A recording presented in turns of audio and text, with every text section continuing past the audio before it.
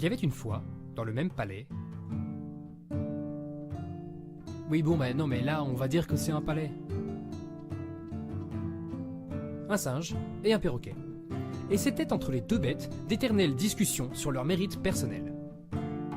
Moi, disait le singe, je fais des grimaces, comme l'homme. Comme l'homme, je gesticule. Les pattes de derrière sont des jambes et des pieds. Celles de devant, des bras, terminés par des mains. D'un peu loin, on me prendrait pour un homme. Un homme petit, mais un homme. Moi, Disait le perroquet. je n'ai jamais eu la sorte prétention de me faire passer pour un homme. Mais de l'homme, je possède le plus bel apanage, la parole. Je puis dire de beaux vers et chanter d'ineffables musiques. Je puis jouer la pantomime, ripostait le singe. La pantomime, Ricanait le perroquet, haussant les épaules. la pantomime, art inférieur, suprême ressource pour cabosaphone. Art inférieur, s'indignait le singe. Vous n'avez donc pas lu la dernière chronique sur la pantomime? Non, répliquait le perroquet d'un ton sec. Bref, le singe en tenait pour le geste, le perroquet pour le verbe. Lequel était supérieur et plus près de l'humanité, du geste ou du verbe?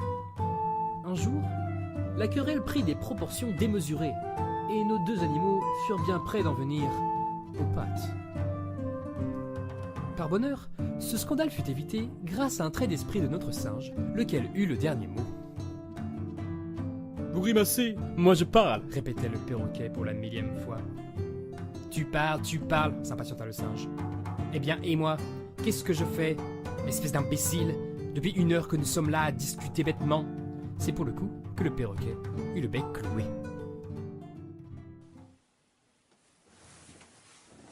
Mais pourquoi t'as mis ces draps-là? Pour la fin de l'année, je me suis dit, on fait un peu des jolies couleurs. Voilà. La fin de... Mais on n'est pas en décembre.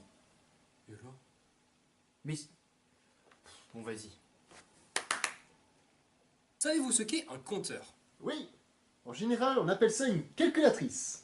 Mais non, mais pas du tout. Pour comprendre ce qu'est un compteur, il faut d'abord comprendre ce qu'est un compte. Bah oui, c'est celui qui est juste au-dessus du baron. T'es inspiré, toi, aujourd'hui. Un conte est un récit court racontant une aventure imaginaire. Fées, sorcières, ogres et autres personnages incroyables sont monnaie courante. Cependant, il est important de noter que les contes écrits tirent tous leurs origines de la tradition orale. En effet, Charles Perrault, Anderson, les frères Grimm et autres joyeux lurons sont peut-être célèbres pour leurs contes, mais ils n'en sont pas pour autant à l'origine. Alors ne me faites pas dire ce que je n'ai pas dit. Si ces écrivains sont reconnus aujourd'hui pour ces contes, c'est pour une raison très simple. Ils ne les ont pas inventés, certes, mais ils les ont adaptés tels que nous les connaissons maintenant. Le bouche à oreille ayant tendance à modifier les éléments d'une histoire au fur et à mesure, le simple fait de les retranscrire sur papier en les réadaptant a permis de les figer dans la mémoire collective. Et il n'est nullement question de plagiat, puisque ces histoires ont évolué en passant d'une personne à l'autre pendant de nombreuses années.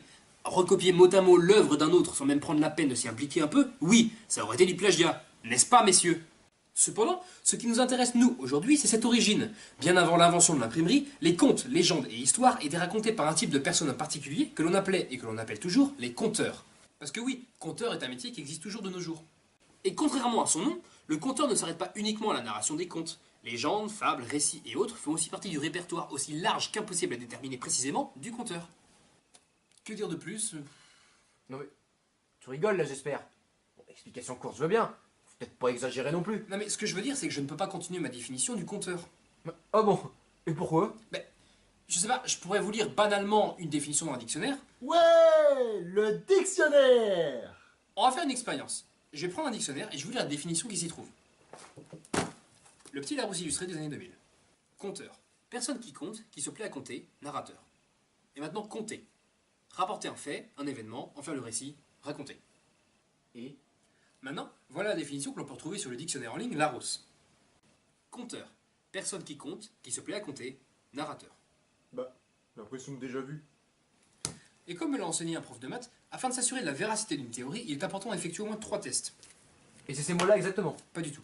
Donc afin de s'en assurer, je vais donc prendre une 3e définition. Définition venant du Centre national de ressources textuelles et lexicales, centre fondé par le CNRS, le Centre national de la recherche scientifique. C'est une source crédible, ça?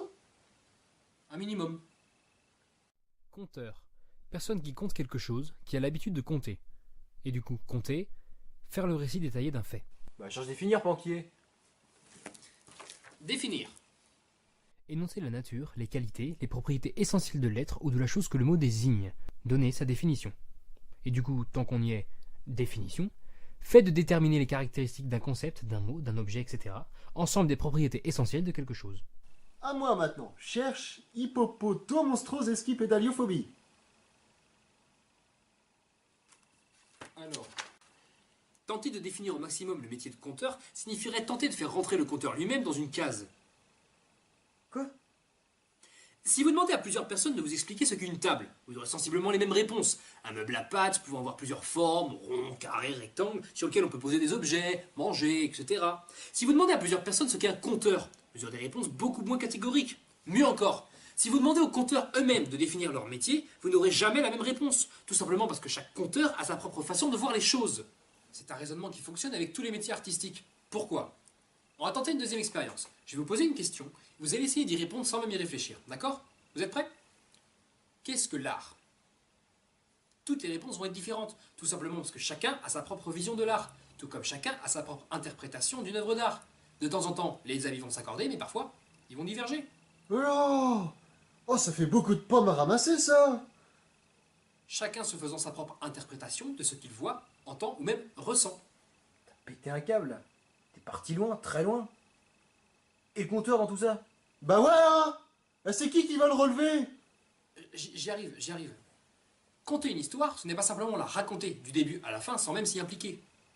Il était une fois une jeune femme avec la peau blanche comme la neige, puis cheveux noirs comme l'ébène. Ou l'inverse. Je sais plus. Chier. Le conteur va donner vie à son histoire. Un petit chat tout mignon, oh, avec des petits yeux ronds comme ça, puis des moustaches, des longues moustaches. Oh, oui, j'adore les chats. Oui, oui, oui, oui, oui, oui. Interpréter ses personnages. Et là, qui je suis, le magicien d'Oz, avec le tour comme ça, là, ah, il est là, il est grand et puissant, et puis il apparaît comme ça dans un nuage de fumée, puissant. Sans pour autant aller dans l'excès. Et là, il y a la bête des poils énormes, des crocs, elle te prend par en dessous, tu la vois pas venir, et il y avait Emma Watson. Conter, c'est aussi être en contact avec le public.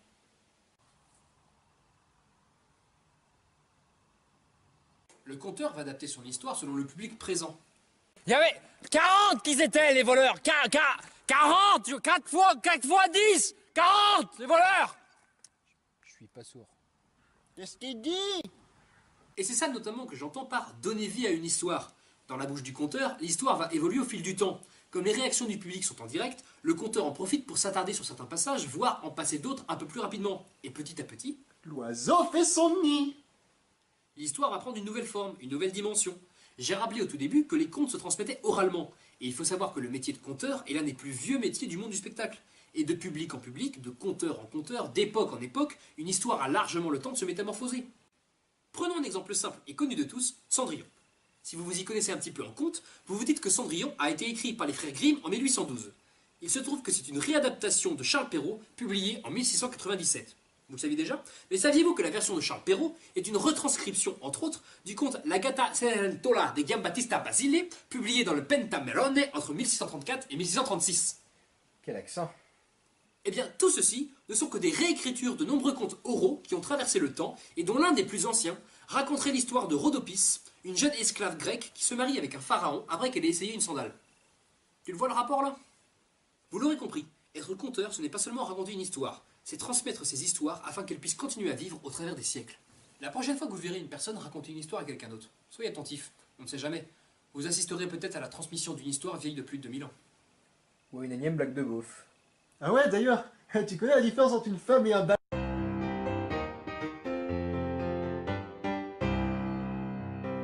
Comme vous le savez certainement, Disney a réalisé de nombreux longs métrages, le premier datant de 1937. Cependant, il est intéressant de savoir que le premier scénario original sorti des studios Disney date de 1993. C'était L'étrange Noël de Monsieur Jack, c'est-à-dire 56 ans après le premier long métrage. Tous les autres n'étaient en fait que des réadaptations de nombreux contes popularisés par des auteurs comme les frères Grimm. Plagieur!